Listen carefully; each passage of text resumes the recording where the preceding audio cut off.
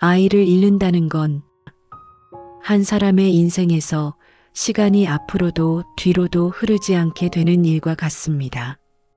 달력은 계속 넘어가는데 마음은 한 날짜에 붙들린 채 그날을 떠나지 못하고 계절이 몇 번이나 바뀌어도 부모의 하루는 여전히 아이를 부르던 그 순간에 머물러 있게 됩니다.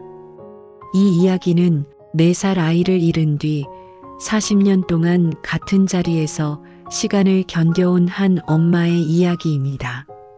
아이는 4살이었습니다. 말을 다 알아듣지는 못했지만 엄마의 얼굴 표정은 누구보다 빨리 읽었고 아직 신발끈을 혼자 묶지 못해도 엄마 손을 잡고 걷는 건 좋아하던 아이였습니다. 엄마는 정말 잠깐, 아주 잠깐 집을 비웠을 뿐이었습니다. 그 몇 분이 이렇게 길어질 거라고는, 그 몇 분이 인생을 둘로 갈라놓을 거라고는 그때는 아무도 알지 못했습니다. 집에 돌아왔을 때 아이는 없었습니다. 처음엔 대수롭지 않게 생각했습니다.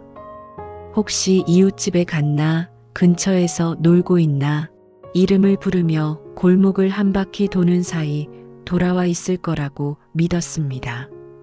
하지만 아이는 돌아오지 않았고 이름을 부르는 목소리는 점점 떨리기 시작했습니다. 엄마는 그날을 아직도 정확하게 기억합니다. 그날의 공기, 그날의 냄새, 그날의 빛까지도 기억합니다. 아이 이름을 부르며 뛰어다니던 골목, 숨이 가빠질수록 더 크게 불러보던 목소리, 해가 기울어 가는데도 돌아오지 않던 아이의 자리. 그날 이후 엄마의 하루는 더 이상 평범한 하루로 돌아오지 못했습니다. 경찰서를 다니고 전단지를 붙이고 아이를 봤다는 말 한마디에 심장이 먼저 뛰고 아니라는 대답에 무너지는 날들이 반복되었습니다. 전화벨이 울릴 때마다 가슴이 내려앉았고 낯선 번호 하나에도 손이 떨렸습니다. 혹시 아이 찾으셨어요? 그 질문에 몇 번이나 희망을 걸었다가 몇 번이나 다시 무너졌는지 셀 수도 없었습니다. 그러는 사이 아이는 엄마의 품이 아닌 다른 곳에서 시간을 보내고 있었습니다. 보호시설로 옮겨진 아이는 자신이 왜 거기에 있는지도 모른 채 하루를 보내야 했고 엄마라는 단어가 무엇을 의미하는지도 모른 채 자라야 했습니다. 아무도 아이에게 묻지 않았습니다. 엄마를 기다리고 있니? 라는 질문을, 집으로 돌아가고 싶니? 라는 질문을. 그리고 어느 날 아이는 낯선 나라로 보내졌습니다. 아이에게 선택권은 없었고 설명도 없었으며 작별 인사조차 허락되지 않았습니다.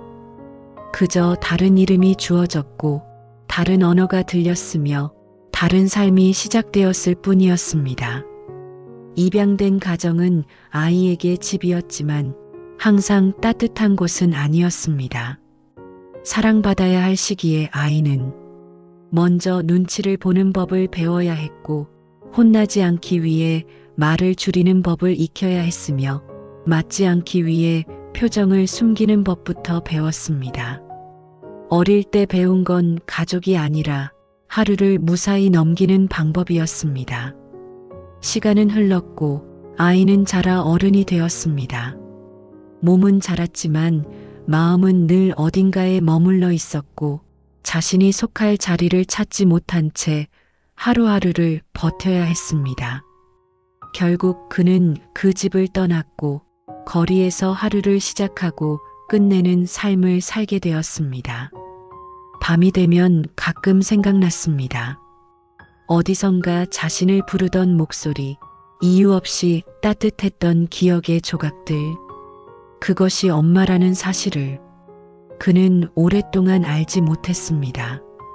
한편 엄마의 시간은 여전히 그날에 머물러 있었습니다. 아이는 이제 어른이 되었을 나이였고 살아있다면 중년이 되었을 나이였습니다. 사람들은 말했습니다.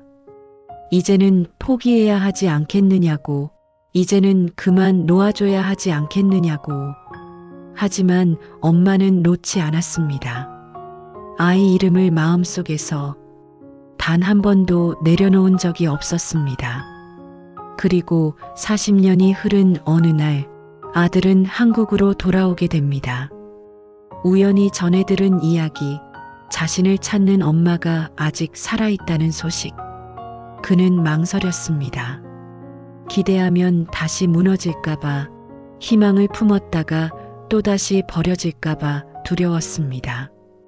하지만 한 번도 가져본 적 없는 돌아갈 이름이 그를 움직이게 했습니다.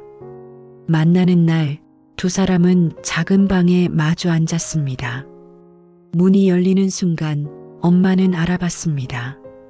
이미 너무 커버린 몸, 중년의 얼굴, 세월이 남긴 주름 속에서도 엄마는 단번에 4살 아이를 보았습니다. 아들은 말없이 엄마를 바라보다가 고개를 숙였습니다.